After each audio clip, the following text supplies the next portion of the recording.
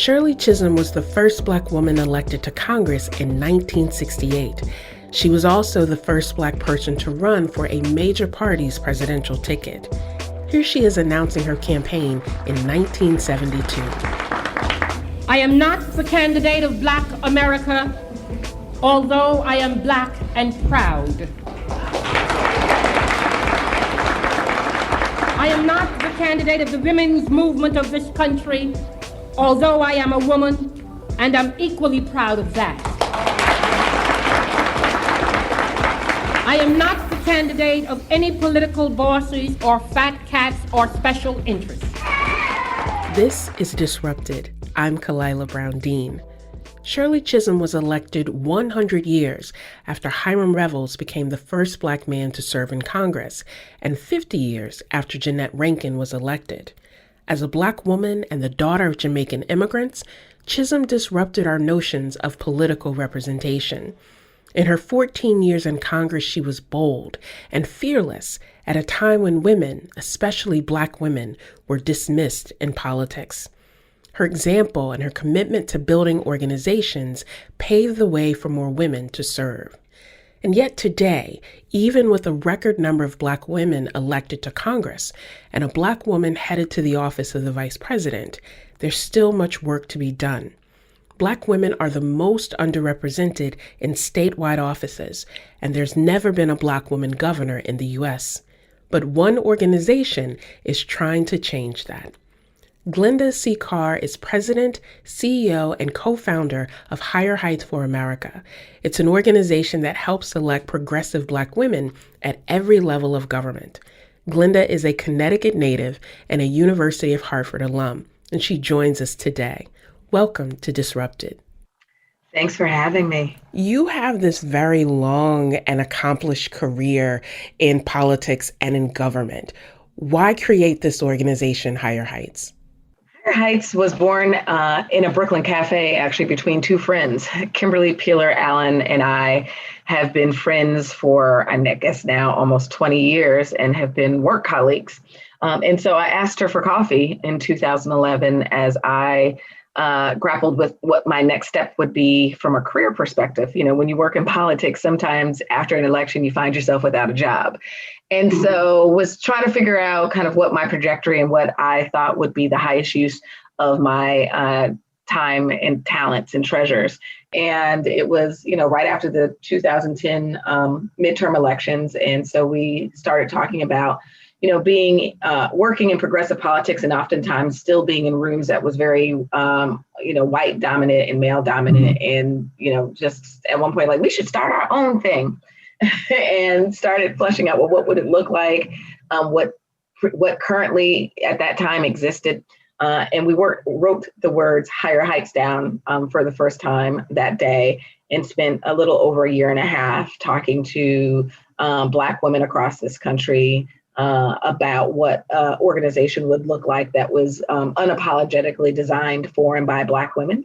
And so, at that time, we did not know that we were going to be the architects of building the political home for a Black woman, a place for us to be informed, engaged, and to take action, and to harness, or as I say, unleash the organizing political power of Black women from the voting booth to elected office.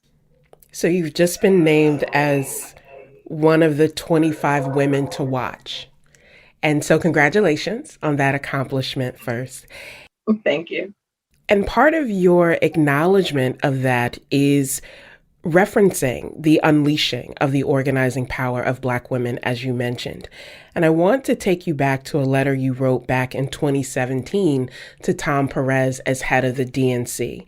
And you said there, quote, organizing without the engagement of Black women will prove to be a losing strategy. Talk to us about why you felt compelled to write the letter, but also about that organizing power of Black women. So interesting enough, I drafted the first version in a Connecticut cafe. You see a theme in Connecticut cafe, and worked and partnered with Black women leaders across this country to send that letter to Tom Perez, who at the time was the new chair of the DNC, and organized meetings and discussions around the underinvestment in Black women's political leadership. Data has pointed to, the fact that Black women are the building blocks to a winning coalition as voters, and that we are the best return on voting investment, not only as voters, but as elected leaders. And so there's been, decades of discussion about the underinvestment in Black voters. It was a tipping point at that time, and Black women leaders across this country wanted to hold, particularly using the party as kind of the top of the infrastructure that we were demanding our return on our voting investment. And that is in investing in our political leadership and frankly, our political possibilities. Since then we've seen, organizations like Higher Heights, the Collective PAC, Black Voters Matter, Woke PAC, Black Church PAC, the Collective PAC, continue to, grow our power and influence in a way to shape what we believe the democracy should be. You have helped affirm and also heighten the visibility of these organizing strategies, these networks and these organizations that have long been part of Black political organizing. And not only helped raise that visibility, but also sent the very clear message that those investments have to be made in voters and candidates and organizers and also strategists. What does meaningful political representation for Black women look like to you? At the end of the day, Black women want what our neighbors want across, gender, race, socioeconomic backgrounds, and political ideology. We want to live in economically thriving, educated, healthy, and safe communities. So we all can agree on that umbrella world of what we envision the best of America.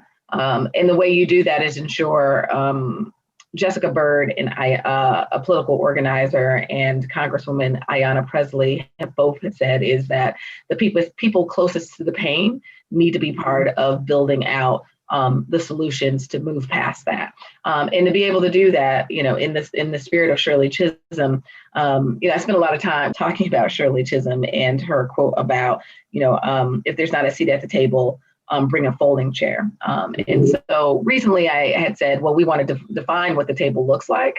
But if you actually go back to her framework about bringing a seat at the table, that framework could mean that we're not trying to take seats at tables. We want to actually expand the table. And so by bringing a folding chair, it is not necessarily the notion of kicking someone out. Now, I'm a modern day feminist. I'm about blaming and moving people out of seats. But to be able, to actually, Black women have always been, the thread that goes through our democracy in its tapestry. Without the investment, without frankly being invited, our research with the Center for American Women in Politics actually points to that women are not encouraged to run for office. Women of color and Black women are actually actively discouraged for running for office, yet Black women persist. And so at the end of the day, we know that we need to continue to be active participants in this democracy. That in this cycle, as everyone said, is saying, thank you, Black women. For us, it is not that you need to thank us. It is knowing that we lead regardless of the obstacles and barriers that continue to be in our pathway as leaders, that we are not doing this work to save you. We're doing this work because we're very clear of the urgency of now, and that our political participation is ensuring that we not only survive this moment, that we actually imagine how we can thrive past this moment. Talk to us about that notion of electability, right? I hate this term, even as a political scientist, because it often becomes code word for the types of people who were never imagined to be in these spaces and creating barriers for them to persist through. How does Higher Heights address this notion of electability, but really empower women candidates to persist even beyond that sort of limit? You're exactly correct. I mean, electability is a coded word around there being a unconscious or conscious bias of what leadership looks like.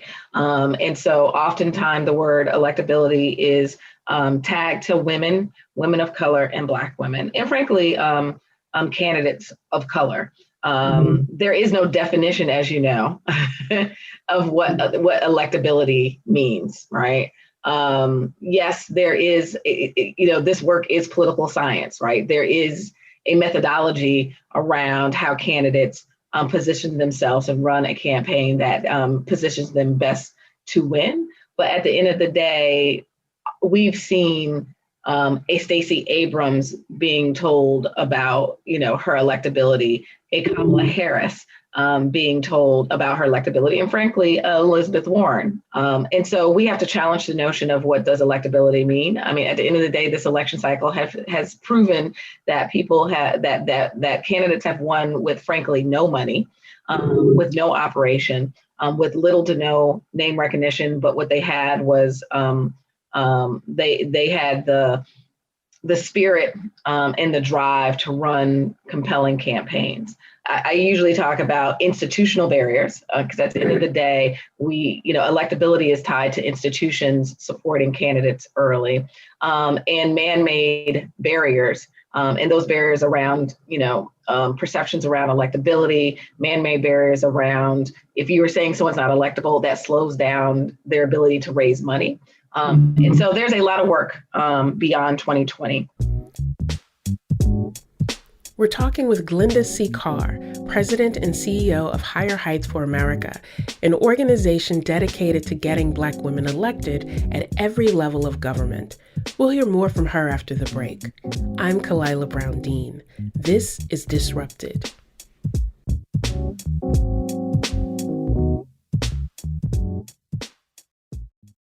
Welcome back to Disrupted. I'm Kalila Brown Dean.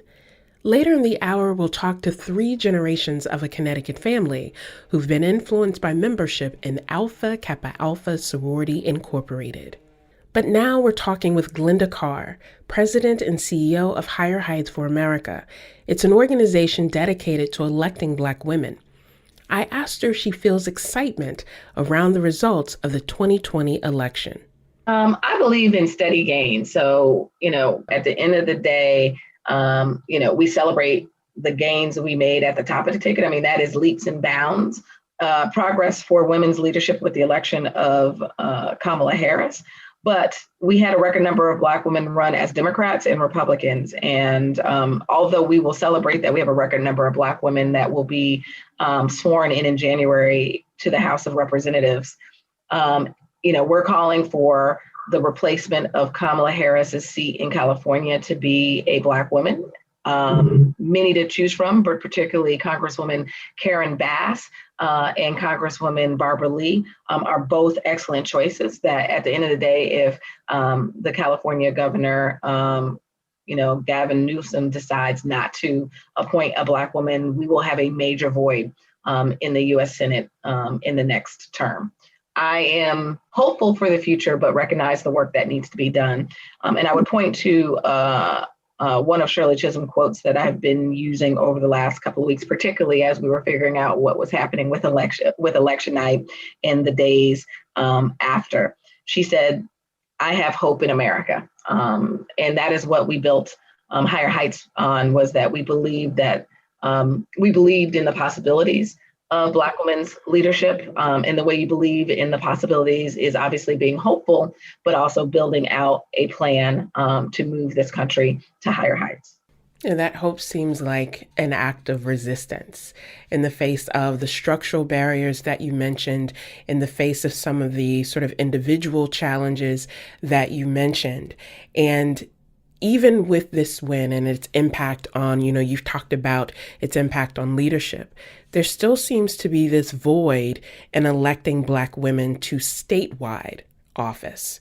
So we've had some gains at the local level, important gains at the national level, but statewide. Why do you think that capturing statewide office seems to be so elusive when it comes to diversifying those spaces with Black women? Our work with the Center for American Women in Politics, again, our research partner, We put out a status of Black women in American politics yearly. It's the first project Higher Heights embarked on when we started.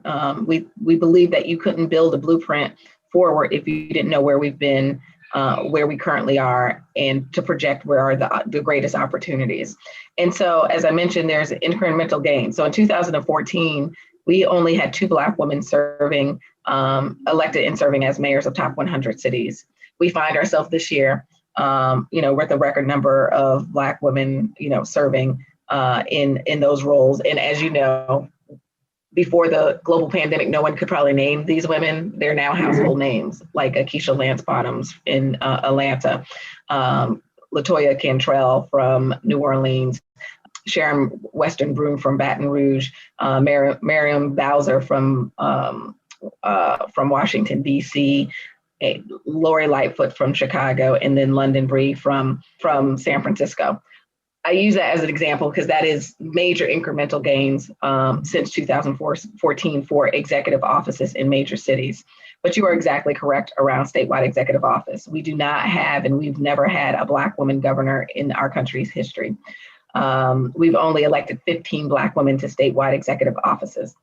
So there's work to be done, but that is pipeline work. It is why we celebrate Kamala Harris as a blueprint. Here is a woman who has won citywide office, has served as a statewide executive, who has served as a U.S. Senator and is now stepping into the Oval Office.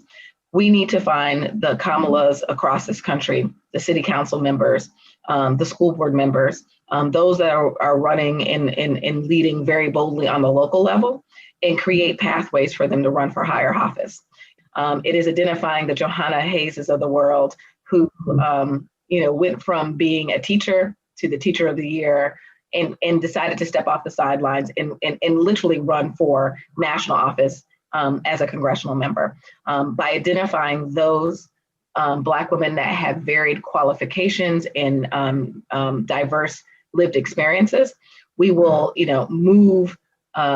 place Black women at decision-making tables on the local, state, and national level, and then continue to invest in their leadership and have them run for higher office. That is how we continue to increase the number of Black women serving on the statewide office level as well as national level. One of the things that I appreciated Kamala Harris saying was that she may be the first, but she won't be the last. And so much of the work that you are doing, Glenda, with Higher Heights and in collaboration with other women is, as you say, creating that pipeline so that people don't have the excuse of saying we can't find candidates. You are encouraging people and helping to cultivate that leadership. How do we include younger women so that they too see themselves as leaders in these spaces, that they see opportunities for their leadership to be cultivated, but to also be part of the conversation? One, it's a role modeling effect. And so I always, obviously speak to the direct descendants of Shirley Chisholm's legacy, but certainly the impact of Stacey Abrams' bold run in 2018 is a direct link to the largest number of Black women running this cycle. Here's a woman who, when you talk about just changing the diversity, age diversity, she's a Gen Xer, but still certainly much younger than what people perceive as what leadership looks like. Currently, the narrative around leadership still is male, white, and older. And then you saw the bold runs of Desiree Tim's run out of Dayton, Ohio, who is 33 years old. So certainly that women seeing these young women boldly run. As I said, there were some tough losses that we're mourning this cycle. But in the losses, we have wins. And those wins, like a Desiree Tim's, is that she is actually going to, one, when she's ready, we are ready to stand with her at whatever point she decides to enter back into her political leadership. But she also certainly will have inspired younger women to run in their local community. Or frankly, here's a woman who went off to school, stayed in Washington, D.C., worked in D.C. government, and decided to go home because she believed that she could make an impact in her hometown. that is what we, aspire young women to do. Go off and be great in college, go off and be great in your early career, and consider coming home and making an impact in your local community as an elected official. How do we tell those stories, Glenda? How do we share those stories with young people, with older women, so that they also feel affirmed and know that work? I think it's telling our stories. I mean, that is literally the basis of, our work at Higher Heights. We create a space uniquely designed for and by Black women, and for us to be able to tell our stories. But we also need our allies to be able to share our stories, and to recognize that our leadership transcends, race. That Black women, I always say, if white men can certainly represent me, we have proven time and time again that there are amazing Black women that are elected in districts that are diverse or frankly not diverse, right? Lauren Underwood represents a district in rural and suburban Illinois that is only 3% Black. That community saw that this young African-American woman who too came back home from Washington had the leadership that they believed they needed in that district. And so although, we obviously celebrate and rock that she's a Black woman, it is that her qualifications and lived experiences made her the person they need, that they believe they wanted to send to Washington. And so it is being able to tell the stories. You're creating a platform to share stories about, women of color, and Black women in particular, about our political contribution to this democracy. And it takes all of us to be able to share what type of reflective democracy we want, but frankly, that we're currently demanding. You mentioned Lauren Underwood.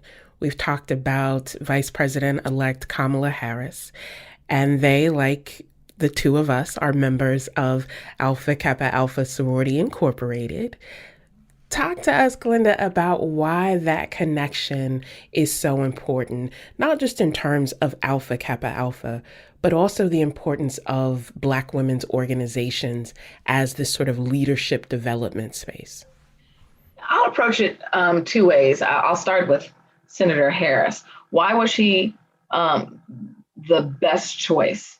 There were 6 Black women that were on the Vice President Biden's list. At the end of the day, 4 of them remained on his final list. That was the work of making sure that we were positioning Black women to be best positioned to be named as a vice president running mate, but it also demonstrated how deep and long the bench of Black women leaderships, how long our leadership bench is. And that being said, I'll just laser focus on why Kamala Harris, I believe, was the right choice. Her superpower was her multiple identities, right? Here is a woman that many people saw themselves in. She was a woman. She was a woman of color. She's a daughter of immigrants. She is, identifies herself as a Black woman with Indian heritage. She's just, she is a member of a historically Black Greek letter organization, and she went to a HBCU. And so people saw themselves in that. For me, I am a woman, a Black woman, daughter of a Jamaican immigrant, a member of a historically Black college. And so that is our superpowers. The Black women belong to these, longstanding civic institutions and social institutions. And we certainly showed how we unleash our individual organizing power. I mean, I'm a member of Alpha Kappa Alpha, and I was tired of seeing all the pink and green. And so it was that excitement to know that we were celebrating the Black excellence of the organizations. Vice President-elect Kamala Harris even talks about when she said Divine Nine, that, reporters and everybody was Googling, what is the Divine Nine, right? It's the collective of the 9 Black, historically Black Greek letter organizations. And so certainly, we were able to show on a larger platform, not only the organization's power collectively, but also the fact that our bench of amazing Black women across sectors are leading across this country. So as our conversation comes to a close, There are a lot of people who are asking, what do they do next? So there are people who want to remain engaged, who want these spaces to be able to have conversation, but to also connect. What would you say to people who have that feeling? How would you encourage them? Well, one, we hope you would come and build and be part of the Higher Heights community. It centers Black women, but our home is big and wide and welcomes all who want to help build a democracy that looks like America. Democracy doesn't actually begin and end on election day. In fact, it is when it begins, and that is the hard work. There is a transition that is happening in Washington. And so we need to be active participants in this democracy.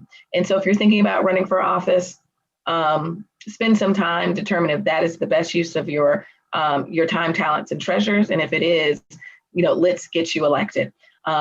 If you want to ensure that we are passing legislation that centers the issues that you believe in, then our elected leaders need to hear from you. Continue to register voters, continue to engage in every election. We had a record number of people vote in this cycle. We need to see that in every election. And so be committed that you are going to not only be an informed voter, but that you're going to continue to organize your house, your block, your church, your sorority, and your union. And at the end of the day, if we want leaders that inspire us and organizations that build the democracy that we believe in, that we can believe in, we need to open up our pocketbooks and our wallets and invest. So I encourage you, as we go into the holiday season in the end of the year, that you should be looking at making a political budget for 2021. If you've never written a check before to a candidate that inspires you, make a commitment that you'll support somebody. If you are a political contributor, determine if you're going to double that budget and what does it look like. We all each have a role to play, and it can be from running from registering to vote, running for office, and being an advocate. Glenda C. Carr is president and co-founder of Higher Heights for America. Glenda, thank you for joining us. Thank you for having me. Coming up, how one sorority has been connecting and uplifting Black women for more than a century. This is Disrupted.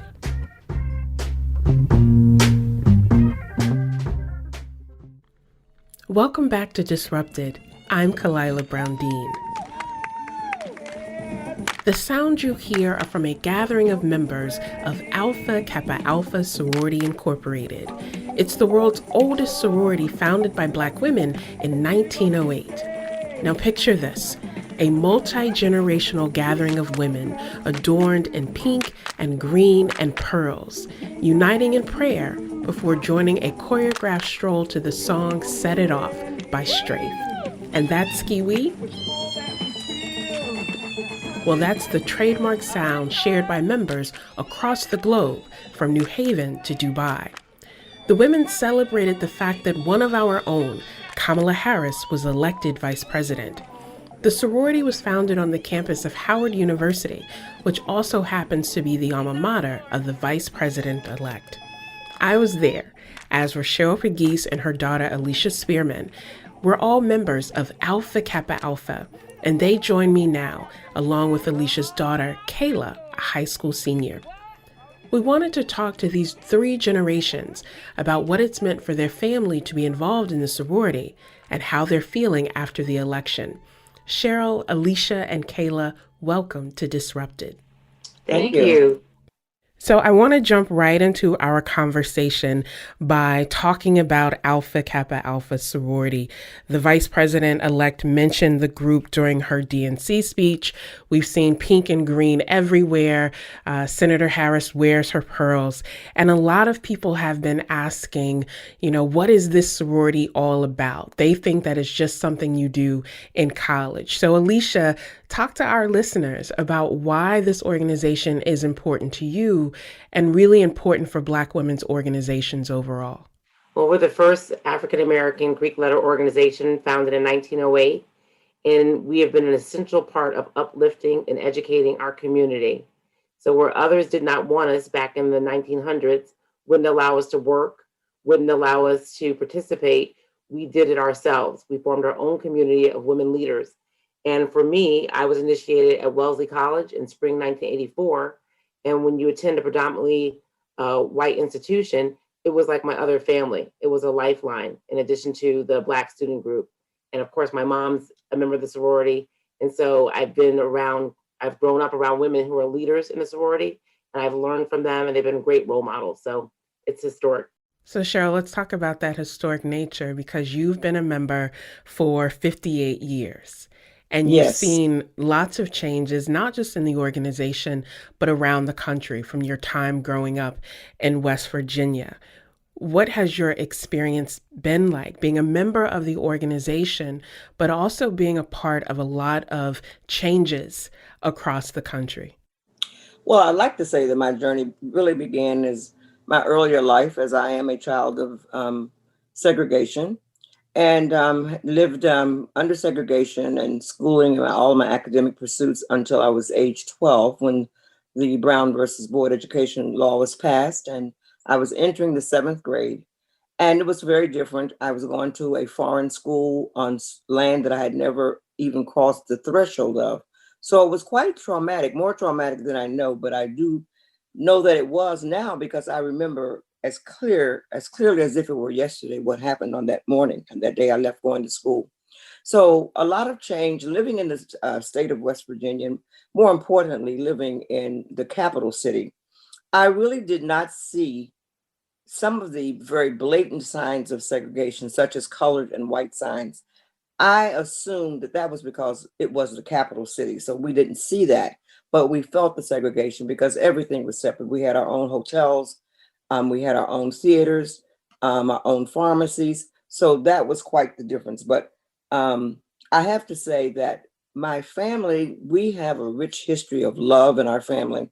And so the area and being and living in segregation didn't really have the greatest effect on me. I cried when the school was integrated because I wanted to go to Boyd Junior High School, which was right down the block from me. And when I got to college, joining the sorority, I'd seen and been around women in my community, mothers of some of my friends who were in the sorority. So it was just the next step, it seemed.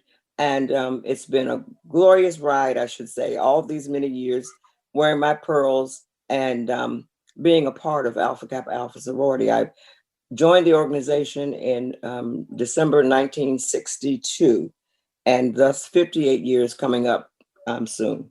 One of the things that I think it's important and why we were excited to have this conversation with the three of you is because there's a lot of excitement that people are feeling right now, but a lot of that is connected to the history and the kind of ideas of what people can do in the future in order to affirm what's happened in the past. And so, Kayla, you are a high school senior. You are a young person who's very much engaged in what's happening in the country and having these conversations with your peers and challenging your teachers to be attentive to that. What does this moment mean for you as a young person? To me, it's pretty important because a lot of it isn't necessarily politics to me. It's like human rights aren't really like up for debate to me. So it's been interesting, like learning where I stand and where others stand, and we just have conversations. And this moment is pretty important because, like my grandma said, she grew up in segregation and integration and lived through that. And just to be able to see a woman of color, yeah, both of those in office. Vice President of the United States is like probably my grandma probably would have never thought of that ever happening. So for me to see that, and I'm only 17 now, it's like a pretty big moment. Alicia, a lot of the work that you do as chairman of the International Leadership Fellows Program is really about creating these spaces for young women to be leaders, not just in the organization, but in corporate America, in higher education, in whatever path that they choose. Hearing your daughter talk about the opportunities that she sees now because of the things that your mother went through, why is it important for you to create those spaces for young leaders? I just think that so often our voice as a woman of color is not valued, and especially between sexism and racism, African American women or women of color get a double whammy. And for me, being able to create, develop, and execute a leadership development program for undergraduates, people of color that focus on career development, personal development, and being leaders in our sorority is just phenomenal. It's just fun.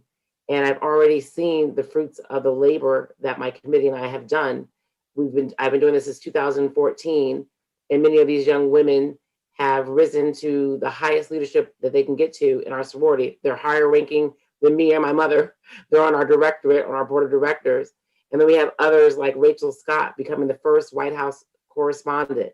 And there's so many that are excelling in med school and law school. And what I find out is that they often need encouragement because they were told, like I was told, I was a merit scholar, yet my high school counselor had the nerve to say, why are you applying to all these elite schools? And I just personally thought he was crazy, but I also came from a family of educated people. So I knew that to just ignore him. But there's people all along the way who have those very similar stories. For my daughter, it's great. She sees her aunties. She sees my mother. She sees many role models around her. And for my husband and I, it's interesting from her generation, even though I told her sexism exists, racism exists, and you still have to survive and thrive, she's just like, Mom, is it fair? And so she's right. And there are generations on Twitter and Snapchat and everything else calling people out on the inequities and not being quiet about it. Whereas we were trained to kind of just show them that you can succeed by your education and your careers.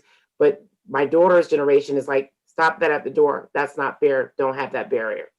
Cheryl, you have been a part of these efforts during the civil rights movement, the voices of young people demanding this change. You are very supportive of your granddaughter now and the things that she's calling out.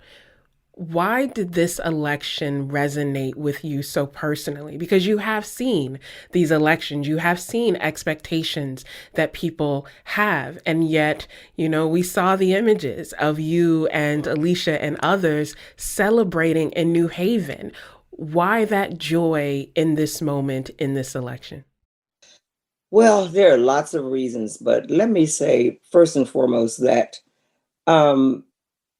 I have never been more thrilled to see the young people take up the mantle, to say, no longer. When I first saw, I think the thing that stands most in my mind is that young man, George Floyd, being murdered in front of our eyes. It tore me to my core because my first thought was, how much more? How much more? I thought about when I was 12 years old, when integration set in, and I thought, now this is 65 years later, and not a lot has changed. We are seeing such atrocities now because most everyone has a telephone, a cell phone of some sort where they can record. So many have gone unrecorded that we know nothing about. Not only those atrocities, but the hidden history of our people that has never been brought forth. It's so much. So to see, I began with Barack Obama. I had never been very, very much involved in politics. I've always been able to stand my ground, to speak my piece, very principled, and with honesty to just state my feelings about things, heard or unheard. So his venture started me listening a little bit more, becoming more involved nationally, nationwide. And then to have my own sorority sister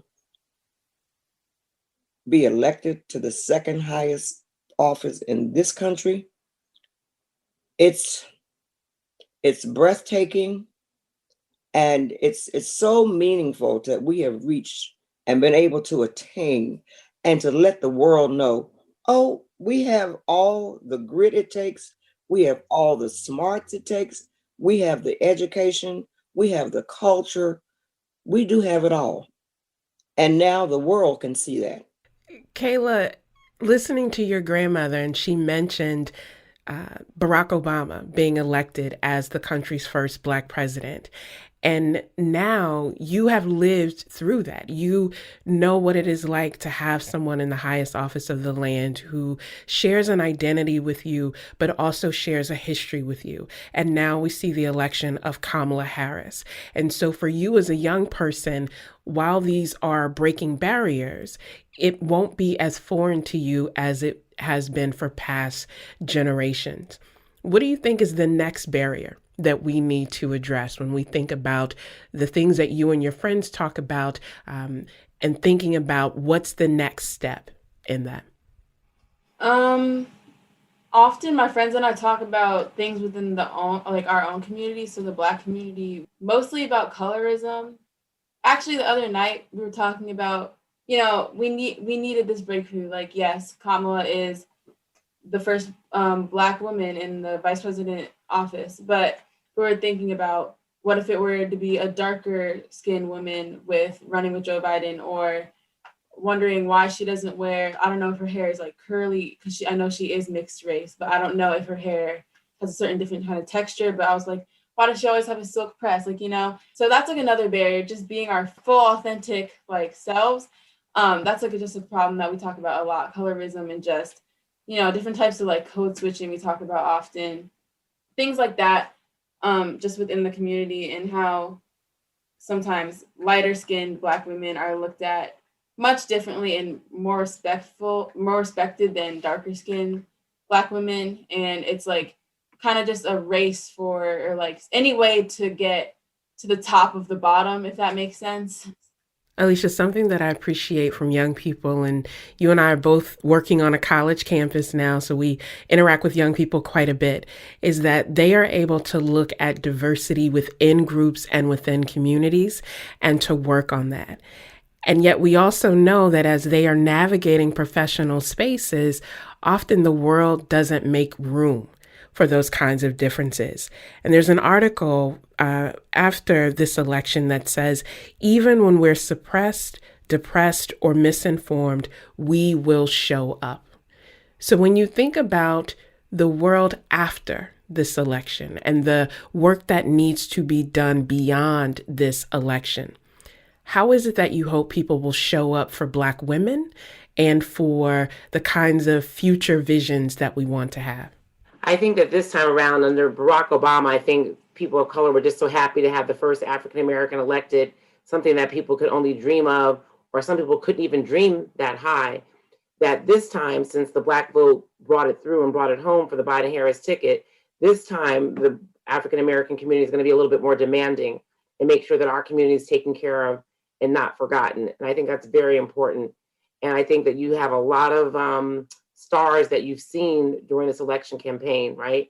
Everyone who ran for the presidential ticket, the vice presidential potential nominees, the mayors of Atlanta, DC, the congresswomen.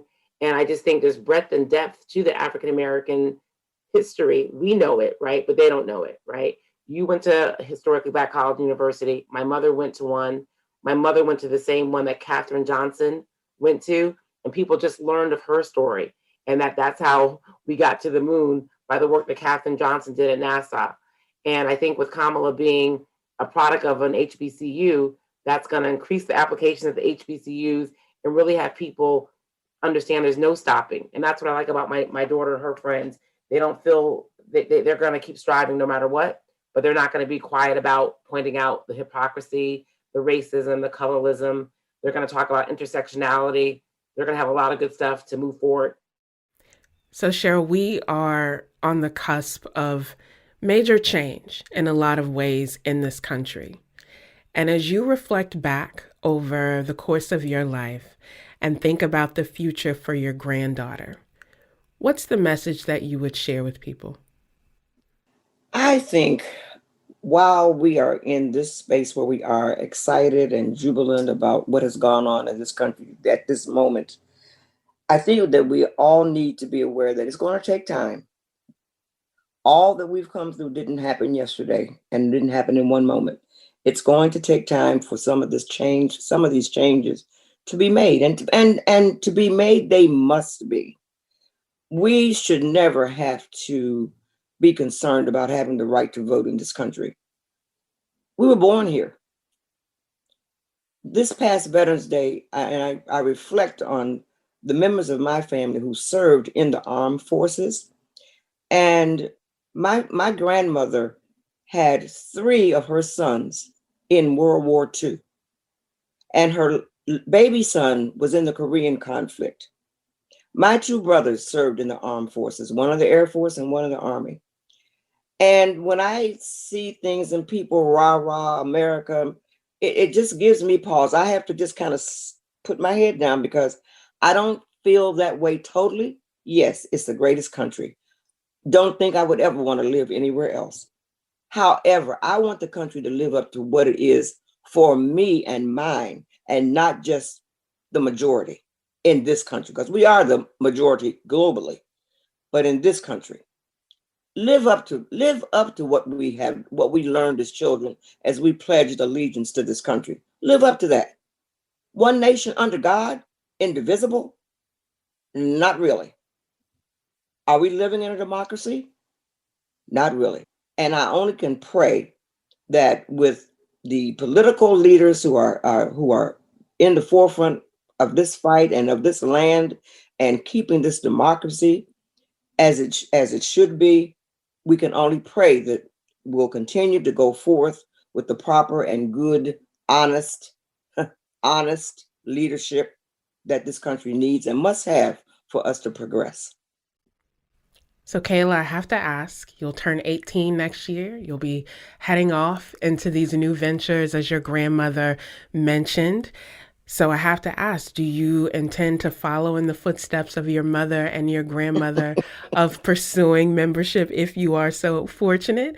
Or do you think that life may take you in different directions? I definitely would like to join a sorority.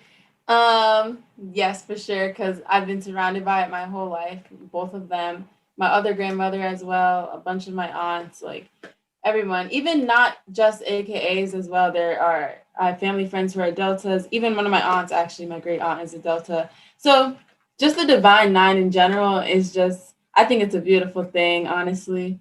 And I love seeing people get involved with it and get excited about it. And so, yes, I'm definitely looking forward to that in college. Well, we're excited for you because we know that this journey called life for you will present many opportunities. Alicia, I want to end with you because you are in this amazing position of having your mother here to share those stories that too often get overlooked or don't get told. And you see in your daughter the possibilities of what the future looks like. What gives you hope in this moment, Alicia? Wow. I mean, I think that just it's nice to have this 3 generations in our household to hear where Kayla's coming from and where my mom's been, and I'm kind of in the middle. I just have hope that anything's possible. I have hope that now people have recognized the importance that we play. We've always played an important role in raising other people's kids all the way throughout, corporate America. And now it's time to put African-American women, not just women, African-American women, because people tend to go to the diversity and just add women. We need to be on corporate boards. We need to be in the C-suite. We need to validate and recognize the power of what Stacey Abrams accomplished. She was cheated out of something that she earned, and she turned it around and got voter turnout. It was great for my daughter to see all the different phone banks that I was working on during this campaign. So I have a full-time job. I'm a wife, I'm a daughter, I'm a mother. But this election was just so critical that I had to do voter election protection training and voter election protection. I had to do phone banks. That's how important it is. And it's not going to stop. I really can't breathe until February. Thanks again to Kayla Spearman and her mom and grandmother, Alicia Spearman and Cheryl Pegues, who have over 94 years of combined membership in Alpha Kappa Alpha Sorority Incorporated. Thanks also to Lucy Gelman at the Arts Council of Greater New Haven for capturing the celebration audio. We'll have a link to the video and photos at ctpublic.org/disrupted. Disrupted is produced by Daniela Luna and Katie Tolarski. I'm Kalila Brown Dean. Thanks for listening.